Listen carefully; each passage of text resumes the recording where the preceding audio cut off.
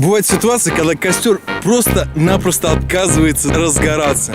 Можно подкидывать газету, много сухих поленьев, мокрых поленьев. Но на самом деле выход один. Нужен розжиг. Рецепт простой.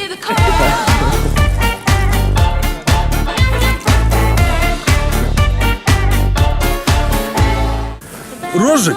Нужен розжиг. Или младший брат.